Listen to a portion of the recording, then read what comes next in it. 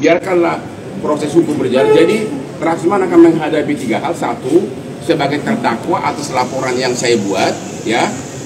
Kedua, dibekukan surat izinnya Rasman dan Firdaus oleh Pengadilan Tinggi atas restu pimpinan Mahkamah Agung sesuai dengan perkataan jubir dari Mahkamah Agung. Jubir Mahkamah Agung mengatakan apabila Anda tonton di media, tidak boleh lagi bersidang. Yang ketiga, ada laporan polisi dari Ketua Pengadilan Negeri yang juga pidana, dan ini sangat cepat atensinya. Saya yakin dalam waktu dekat Rasman dan Firdaus dan kawan-kawan akan jadi tersangka. Pesan Hotman kepada para perusahaan maupun individu yang mau membutuhkan bantuan hukum pengacara, benar-benar kamu seleksi latar belakang pengacara itu. Kalau dia mantan napi, narapidana, benar-benar kamu mikir panjang.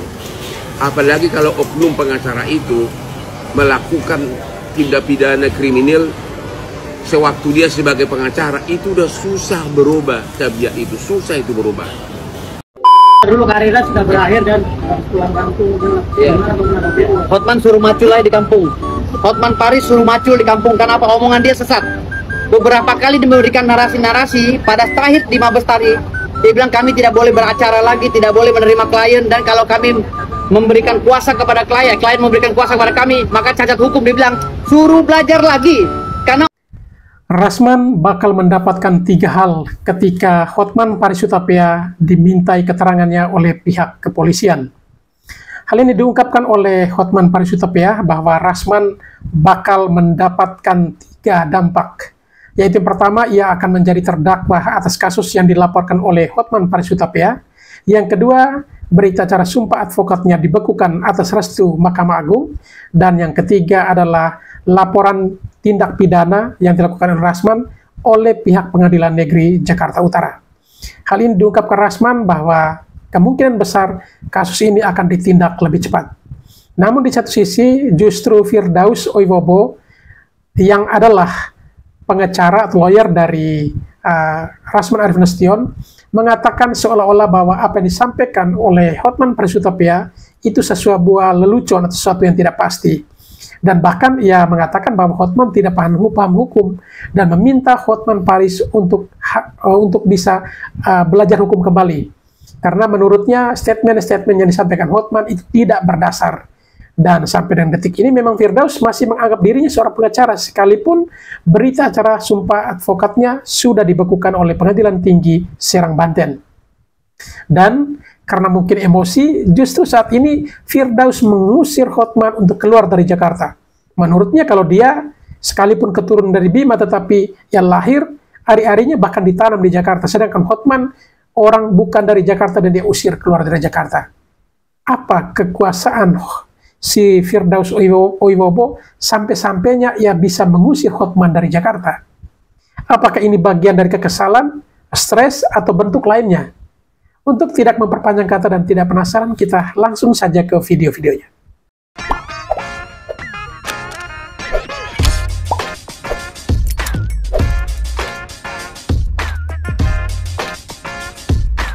Biarkanlah proses hukum berjalan. Jadi Rasman akan menghadapi 3 hal. 1, sebagai terdakwa atas laporan yang saya buat, ya.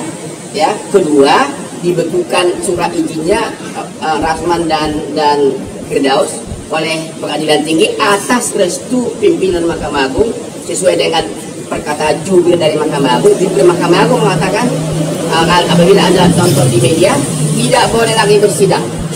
Yang ketiga, ada laporan polisi dari Ketua Pengadilan Negeri yang juga pidana, dan ini sangat cepat atensinya. Saya yakin dalam waktu dekat Rasman dan Firdaus dan kawan-kawan akan jadi tersangka. Jadi ada 3 malapetaka yang mereka hadapi. Pak, ada pesan khusus untuk Rasman dan teman-teman? Pesan khusus Pak Rasman agar tobat, kalau mau sukses seperti Hotman Paris, jangan nyinyir, jangan senggol orang, tapi berkaryalah seperti Hotman Paris yang kerja dari jam 3 subuh sampai malam, akhirnya mewakili ribuan para naga. Hari ini tanggal 17 Februari 2025, Hotman baru selesai diperiksa sebagai saksi di Mabes Polri. Salah satu yang menjadi fokus dalam BAP adalah pada waktu Rasman di depan meja hakim dan langsung bertatap muka dengan hakim di seberang meja majelis hakim, Rasman itu teriak-teriak mengatakan koruptor, koruptor, ditujukan kepada hakim, dan juga kata-kata tidak bisa ganti hakim.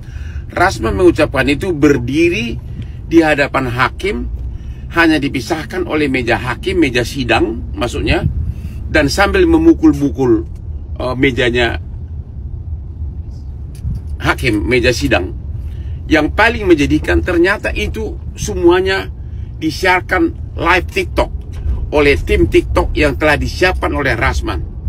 Dan kemudian lanjut dengan si Firdaus naik ke meja seolah-olah jadi jagoan dengan pakai jubah advokat, ya.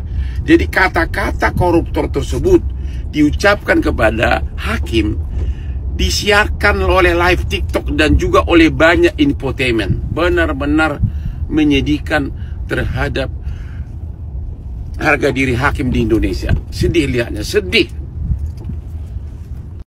Gue lahir di Jakarta, kampung gue di Jakarta, hari-hari gue ditanam di Jakarta. Hotman yang pulang kampung karena dia di sono, no.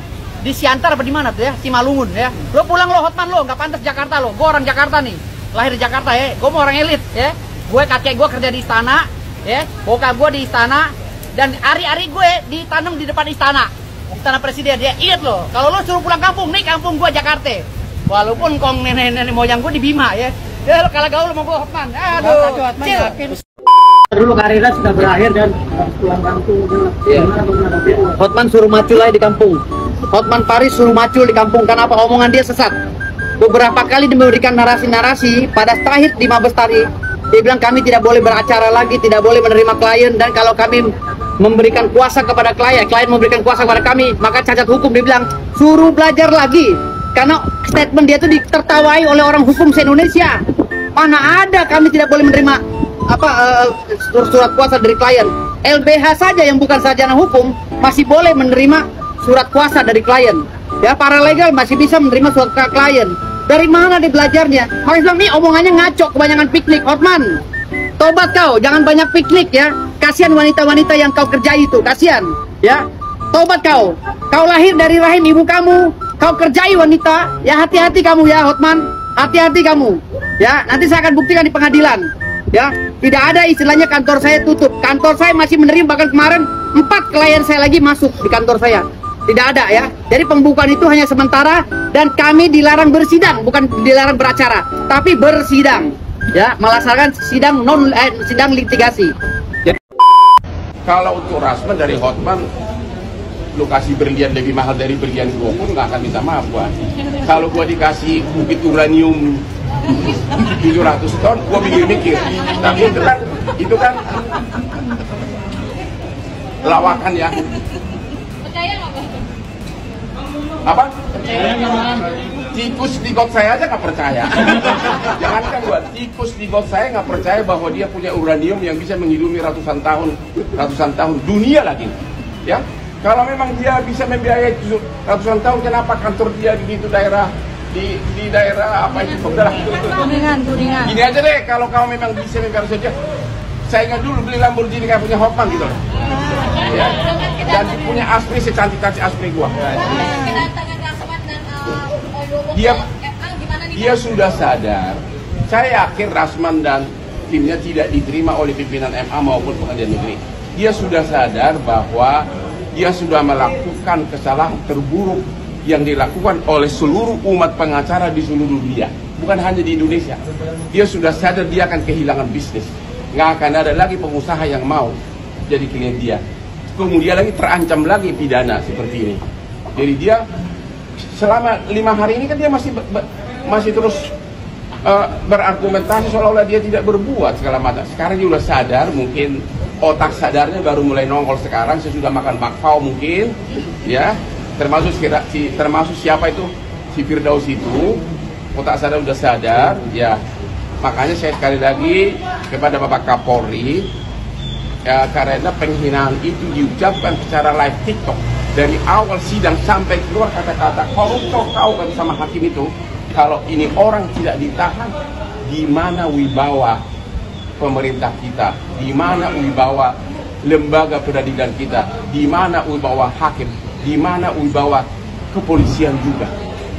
Ya, itu. Jadi harus dari segi apapun alasannya ini orang pantas segera ditahan karena pasalnya memungkinkan, yaitu pasal 335 yang menurut KUHP pidana bisa dikecualikan, bisa ditahan walaupun ancamannya kurang dari 5 tahun. Emang bawa bukti apa aja tadi bang? Nggak bawa bukti apa.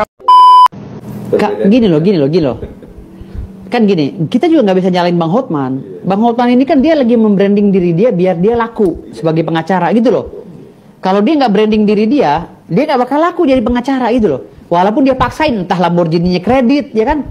Entah berliannya dia cicil kan gitu. Yang penting dia punya penampilan yang eksklusif, dipandang hebat gitu loh. Atau dia beli cash kan, itu mana tahu kan gitu. Artinya kita biarkan aja Bang Hotman begitu.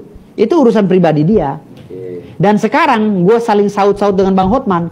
Bukan gue mengejek dia, tapi gue lagi pegang kuasa. Ya inilah cara kami bekerja gitu. Gitu. Jadi bedanya Bang Hotman sama Bang Firdaus apa nih? Perbedaannya kan talentanya lah intinya. Kalau Bang Hotman ngomongnya kan masih ngaco masalah hukum, ya kan? Kalau debat sama gue pasti kalah kan gitu. Bedanya sama gue kalah pinter aja kalau masalah hukum, tapi kalau masalah brainwash apa segala dia lebih lumayan lah di bawah, di atas gue dikit gitu.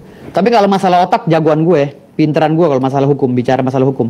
Makanya gue minta sama TV, debat lah gue sama Hotman gitu loh. Kasih materi hukumnya apa gitu. Dia suruh debat sama gue gitu. Itu aja kalau menguji cara orang, ya itu dengan cara itu.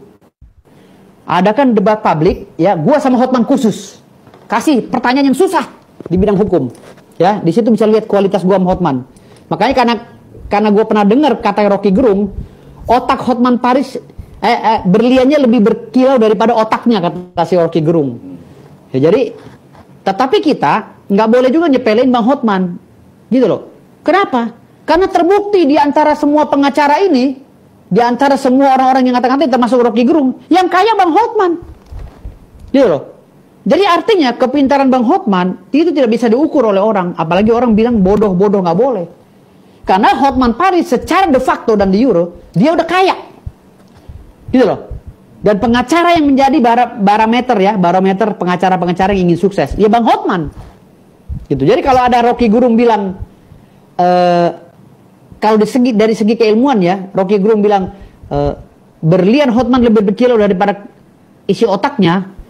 Rocky Gerung nggak melihat pintarnya dari mana. Kalau Rocky Gerung kan hanya berani ngoceh doang, pinter ngoceh, ngerti nggak? Kalau Bang Hotman kan pinter nyari duit. Tergantung orang, tinggal milih. Mau pinter kayak Rocky Gerung hidupnya sederhana aja nggak punya istri, atau milih mau seperti Bang Hotman pinter banyak duit dan banyak dikelilingin cewek, kan tinggal dua pilihan. Hah? Lo mau pilih Rocky Gerung pinter tapi nggak punya istri, ya kan? Hartanya kalah dari Bang Hotman. Atau lo mau pilih Bang Hotman, ya kan? Yang kata Rocky Gerung masalah keilmuannya kurang, tetapi dia pinter nyari duit, gitu loh. Kan pinter ini bisa dilihat dari segala hal. Kalau Rocky Gerung mengukur kualitas Bang Hotman, lalu merendahkan Bang Hotman, nggak bisa juga. Buktinya Rocky Gerung nyari ceweknya susah, sampai sekarang kalah sama Hotman Paris, gitu loh. Lah iya, boleh bisa diakui sekarang secara de facto. Orang paling ganteng di dunia adalah Hotman Paris sekarang. Benar. Sekarang ini orang paling ganteng di dunia tuh Hotman Paris. Nggak ada yang lainnya. Mau hidungnya mancung kayak betet, tetep kalah. Nah, Hotman Paris terbukti dia di setiap jalan cewek semua ngelilingin dia. Walaupun kata orang Hotman Paris nggak begitu ganteng, tapi menurut gue paling ganteng sedunia sekarang. Gue aja kalah. Kenapa? Terbukti Pak. Kita bicara realistis aja Pak. Hotman Paris dikelilingin cewek. Bicara kaya, Hotman Paris udah jelas. Tapi yang jelas semuanya ini masing-masing punya penilaian dari orang, dari masyarakat luas gitu loh. Paham nggak? Tapi kalau sananya Bang Hotman dibilang bodoh juga nggak. Tapi kalau kalah pinter sama gue bener, kalah pinter. Ya karena dari segi kekayaan gue juga kalah. Hotman Paris sama gue mengadu kaya, gue juga gak kalah. Karena kekayaan seseorang bukan parameternya Lamborghini ya atau berlian, tapi diakumulasi asetnya berapa. Ya, ganteng. Udah jelas, gue kalah sama Bang Hotman karena beliau dikelilingi cewek banyak. gue kalah. Asprinya. Kalau masalah ganteng iya, ya kan? Tapi kalau masalah ilmu ya, makanya deh suruh debat gue sama Bang Hotman di TV.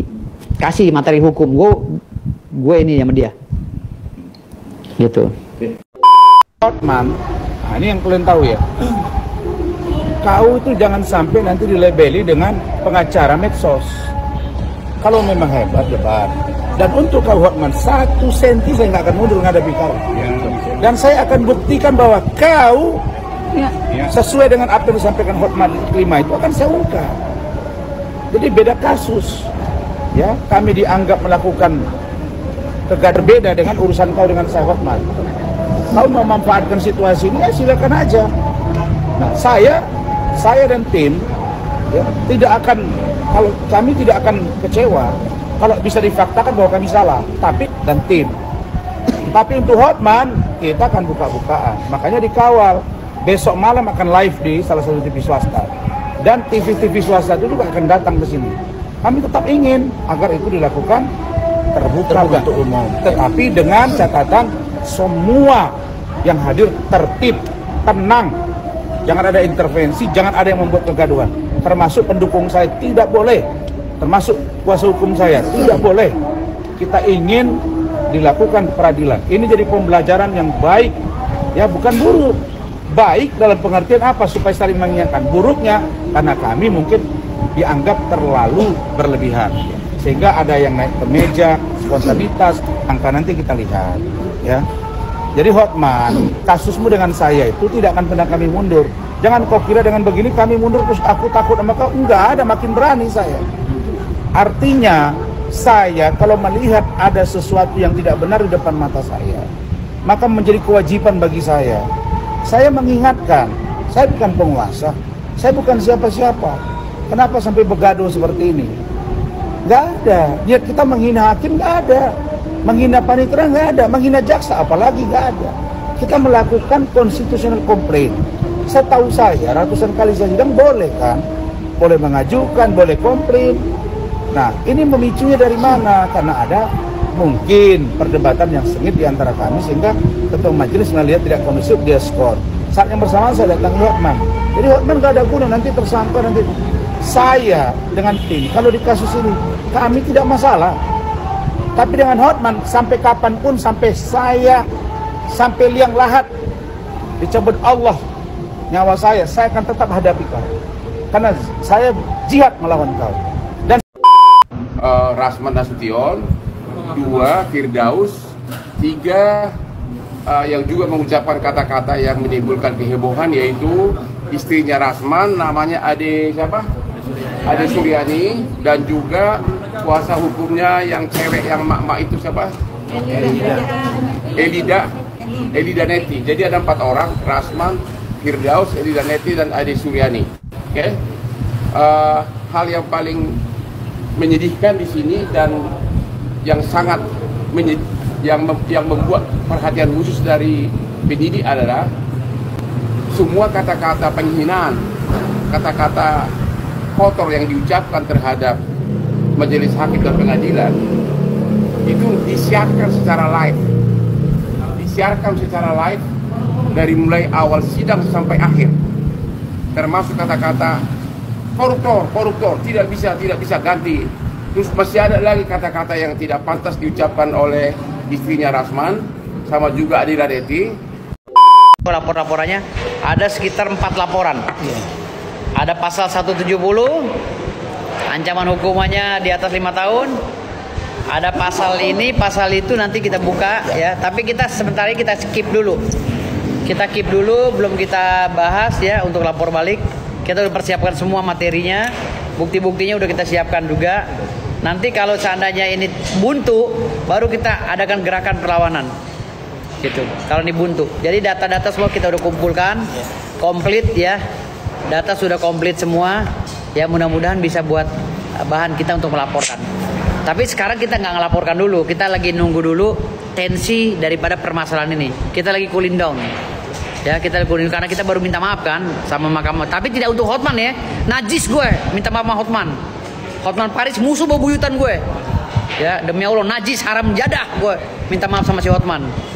Ya Jadi gue minta maafnya cuma sama Yang Mulia Ketua Mahkamah Agung, Yang Mulia Ketua Pengadilan Tinggi Provinsi Banten, Yang Mulia Ketua PN Jakarta Utara, dan Ibu Hakim Ibu Sophia Tambunan. Gue minta maaf hanya itu doang. Tapi kalau Hotman haram jadah, najis, gue minta maaf Hotman. Ya perang, fight, pecah-pecahan.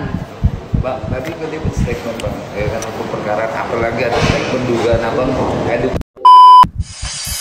Ada 4 nama yang disorot di BAP saya, yaitu 1 Rasman Nasution, 2 Firdaus, 3 yang juga mengucapkan kata-kata yang menimbulkan kehebohan, yaitu istrinya Rasman, namanya Ade siapa? Ade Suryani, dan juga kuasa hukumnya yang mak-mak itu siapa? Elida Neti. Jadi ada 4 orang, Rasman, Firdaus, Elida Neti, dan Ade Suryani. Okay? Hal yang paling menyedihkan di sini dan yang sangat yang membuat perhatian khusus dari penyidik adalah semua kata-kata penghina, kata-kata kotor yang diucapkan terhadap majelis hakim dan pengadilan itu disiarkan secara live dari mulai awal sidang sampai akhir, termasuk kata-kata koruptor tidak bisa ganti. Terus masih ada lagi kata-kata yang tidak pantas diucapkan oleh istrinya Rasman, sama juga Adila Neti, dan juga waktu penyidik melihat jelas naiknya si Firdaus ke meja, tidak ada yang maksa, benar-benar sukarela, dan juga tidak ada sama sekali alasan dia gara-gara si Rasman katanya mau dicekek atau mau apa, itu tidak ada, karena videonya ada semua. Jadi saya pun sebagai warga Indonesia menghimbau kepada Bapak Kapolri, karena ini tindakan pertama dalam sejarah peradilan di seluruh dunia, bukan hanya di Indonesia, di mana di depan hakim, depan meja sidang berani mengatakan koruptor, dan juga naik ke meja sidang dengan seolah-olah jagoan begini gaya Firdaus, agar Bapak Kapolri menerapkan pasal 335, karena itu salah satu dari 3 pasal itu pasal yang bisa dilakukan penahanan. Perbuatan tidak menyenangkan.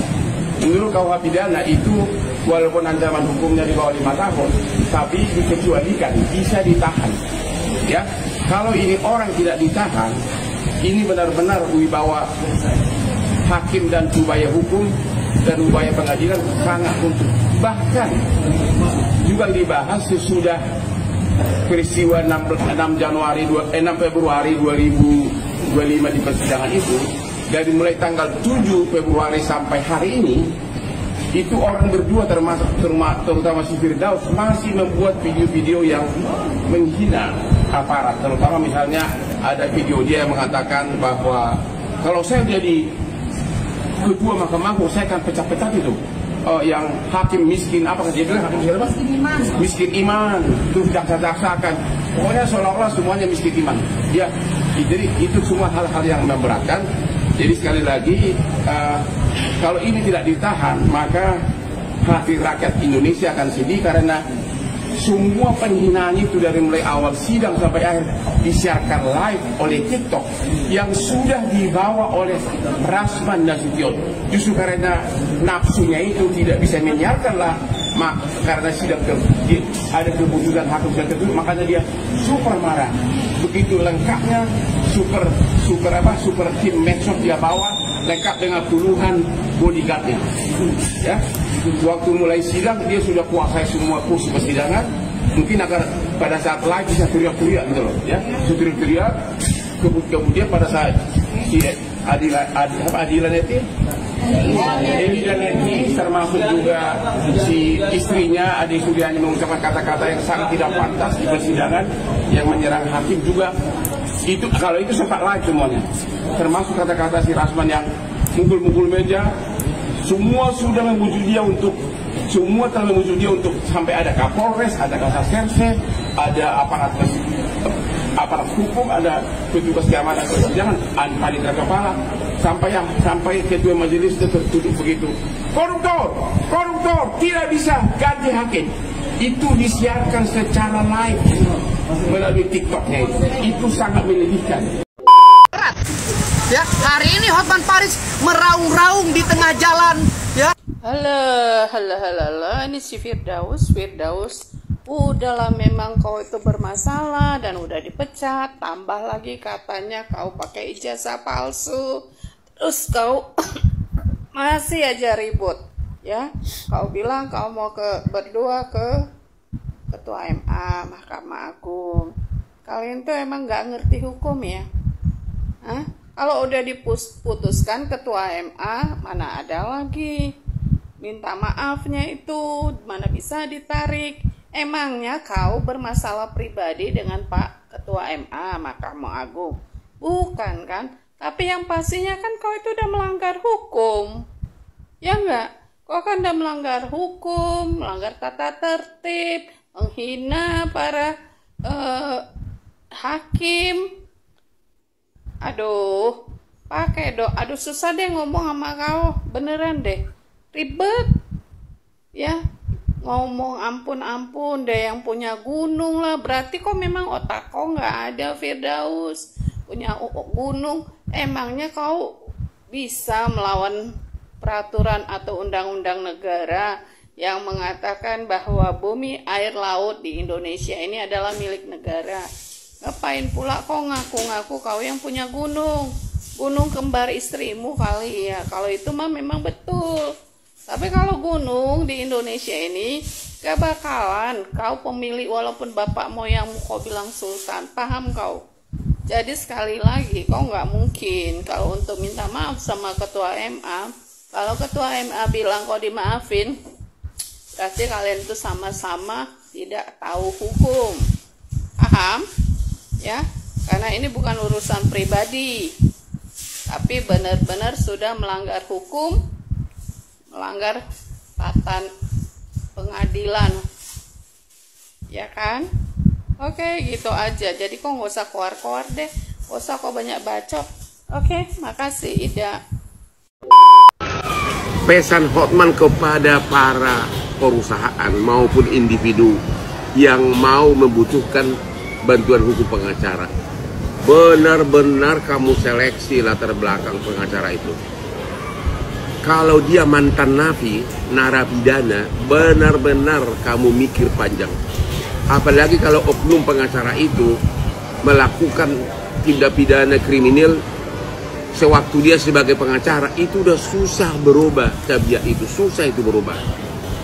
Lagi pula kalau kau memakai mantan narapidana sebagai kuasa hukum, maka akan kurang kepercayaan dari pengadilan maupun dari aparat terhadap pembelaan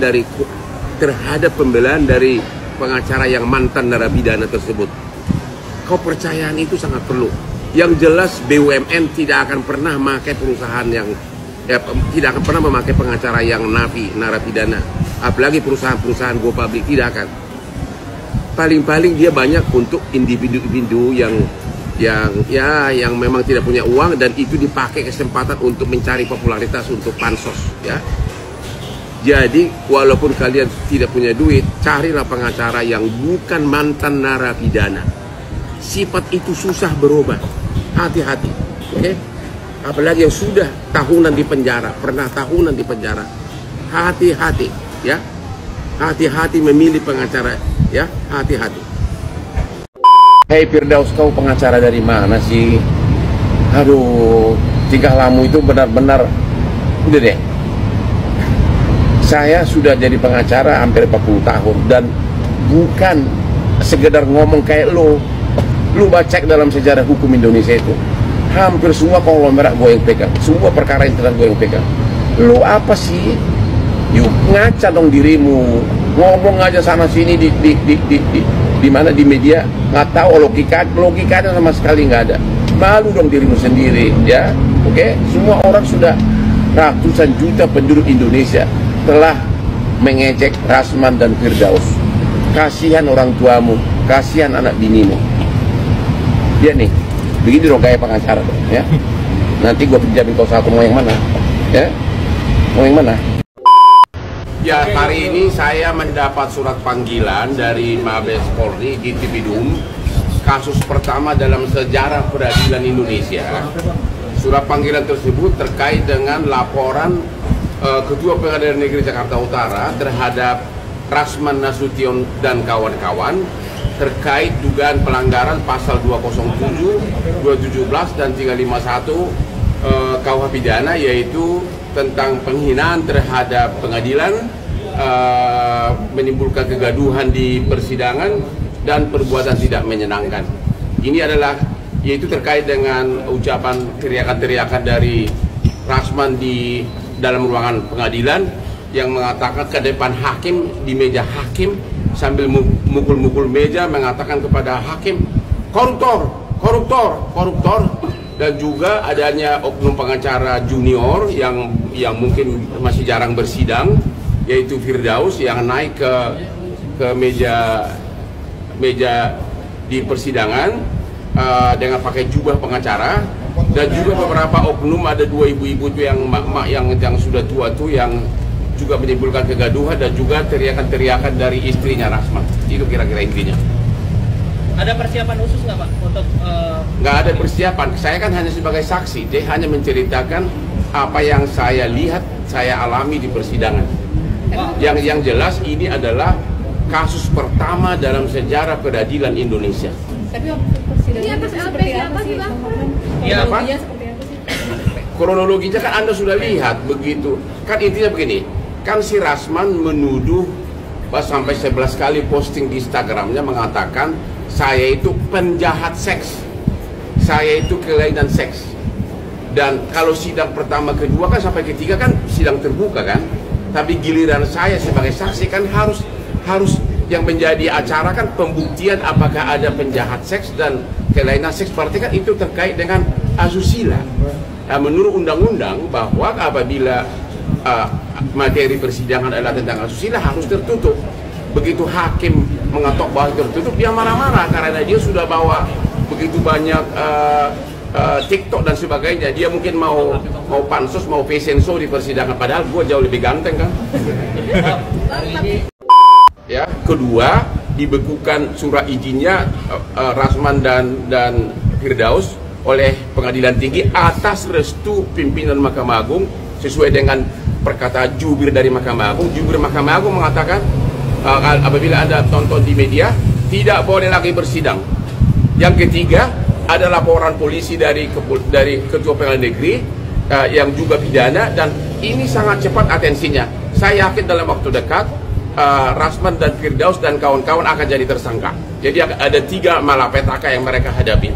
Pak, ada pesan khusus untuk Rasman dan teman-teman? Pesan khusus Pak Rasman agar tobat, kalau mau sukses seperti Hotman Paris, jangan nyinyir, jangan senggol orang, tapi berkaryalah seperti Hotman Paris yang kerja dari jam 3 subuh sampai malam, akhirnya mewakili ribuan para naga.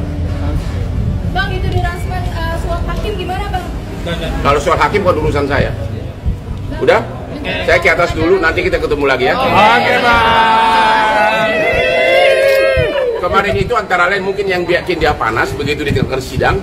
Aku kan pakai jas super mahal, sambil gua angkat kaki mungkin ya. Ya. Nah, langsung dia datang, nggak tahu apa saya nggak tahu apakah dia mau mencekik atau mau meraba jas gua yang mahal. Tapi saya pakai jurus berlian. Saya sangat tenang karena saya tahu kelakuan dia hanya emak-emak. Ya, dia hanya jago di mulut. Total cincin berapa Bang yang dipakai Bang? Hari ini Bang, hari ini berapa? Cincin berapa? Gimana ya? Cukup membeli rak untuk Rasman 1000 mobil kijang.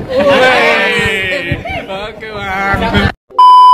Dari segi apapun alasannya, ini orang pantas segera ditahan karena pasalnya memungkinkan, yaitu pasal 335 yang menurut KUH pidana bisa dikecualikan, bisa ditahan walaupun ancamannya kurang dari 5 tahun. Abang bawa bukti apa aja tadi Bang? Nggak bawa bukti apa, hanya video-video. Oh, Video-video yang terlihat mulut Hadi Suryani yang jauh kurang cantik dibanding Aspri gua. Apalagi satu lagi, siapa itu? Pengacara itu? Ya itu juga ada video tadi, ada semua. Dan kita nggak tahu tindakan apa dilakukan terhadap penyidik, terhadap pada penyidik. Saya hanya berharap Rasman dan Firdaus harus segera ditahan. Berarti poinnya tidak maaf bagimu ya, Bang? Apa? Tidak ada maaf bagimu. Sejak dari dulu tidak ada maaf bagimu. Kelakuan begitu jorok dalam segala hal, malah orang manusia kayak gitu mau dimaafkan, ya? Kalian masih punya KTP enggak? Tanya dia KTP-nya lengkap nggak? Dan di mana KTP yang satu lagi? Tapi dia punya orang juga. Hah? Tanya dia KTP-nya yang lama kemana bilang? Dipakai untuk apa bilang? Tanya. Bang, tapi kalau Bang Usman kan Bang Hotman udah membuat hakim itu gimana, Bang? Justru itulah salah satu tadi ada omongan keluar di rekaman itu like TikTok yang saya masuk dalam berita acara, itulah salah satu tuduhan penghinaan itu.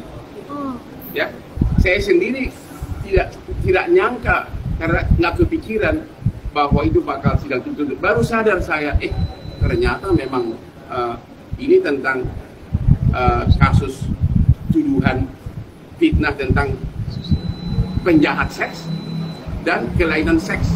Dan dia justru sendiri yang menggambar-gambarkan akan saya buka chatting yang bernada asusila. Ya kan? Dan itu juga ditentukan dalam dia punya eksepsi.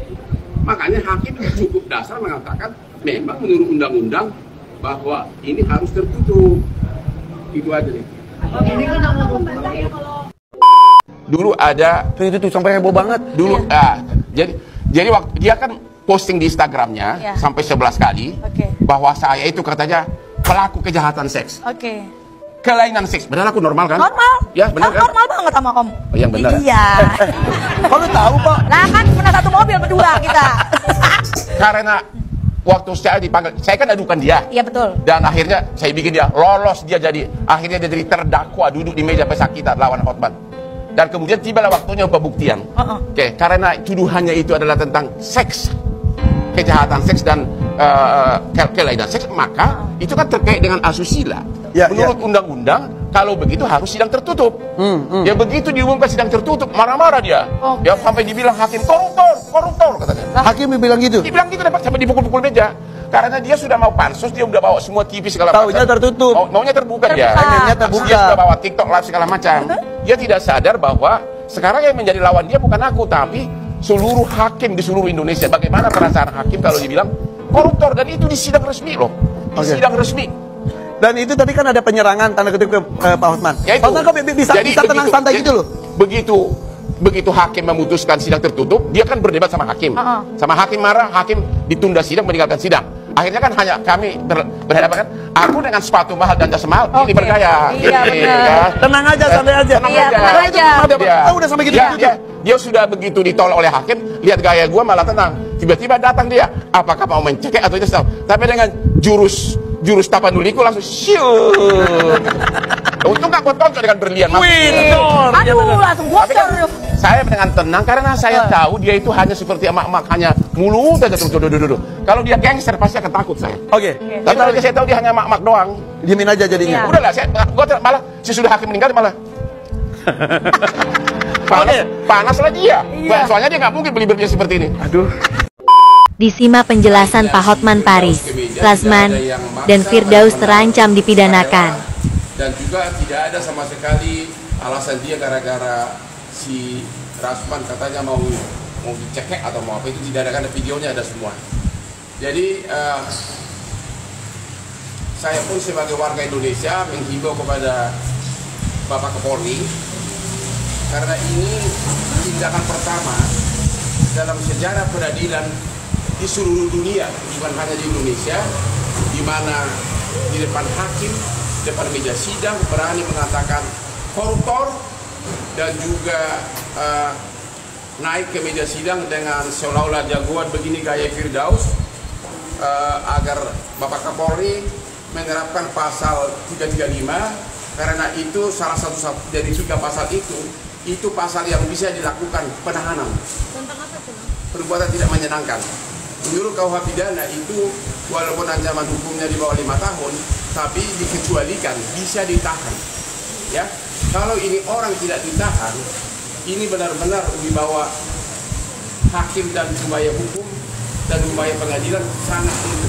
Bahkan juga dibahas sesudah peristiwa 6 Februari 2025 di persidangan itu, dari mulai tanggal 7 Februari sampai hari ini, itu orang berdua terutama si Firdaus masih membuat video-video yang menghina aparat. Terutama misalnya ada video dia yang mengatakan bahwa kalau saya jadi ketua Mahkamah Agung saya akan pecah-pecah itu. Yang hakim miskin apa gitu lah. Miskin iman, terus daksa-daksakan. Pokoknya seolah-olah semuanya miskin iman. Ya, jadi itu semua hal-hal yang memberatkan.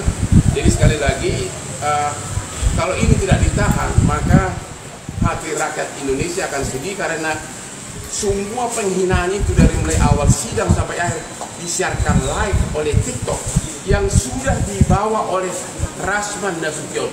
Justru karena nafsunya itu tidak bisa menyiarkanlah, karena sidang ada keputusan hakim sidang tertutup, makanya dia super marah. Begitu lengkapnya super tim medsos dia bawa lengkap dengan puluhan bodyguardnya. Ya, waktu mulai sidang dia sudah kuasai semua kursi persidangan. Mungkin akan pada saat live bisa teriak-teriak gitu loh, ya, bisa teriak-teriak. Kemudian pada saat si Adilan Epi termasuk juga si istrinya ada sudah mengucapkan kata-kata yang sangat tidak pantas di persidangan yang menyerang hakim. Itu kalau itu sempat live semuanya.